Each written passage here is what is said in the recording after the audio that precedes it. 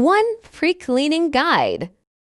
Check all the accessories and wash with clean water.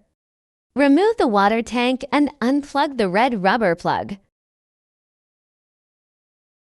Place the tank back and fill the tank with clean water. Align the bean hopper guide with the red grinder interlock. Rotate clockwise and install the hopper. Install the single or double filter into the funnel. Anti-clockwise rotates the funnel to install and locks it into the funnel bracket. Place a container under the brewing head and power on to start preheating. The power indicator will flash for a while. When all the indicators light on, press the single cup button to brew water, rinsing the inside channels and the filter and funnel.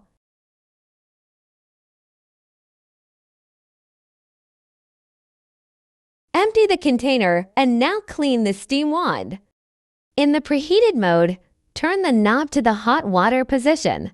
The hot water indicator flashes and the steam wand starts to dispense water to rinse inside channels. Note, the function can also be used to warm the cup before making the coffee. Turn the knob back and empty the container.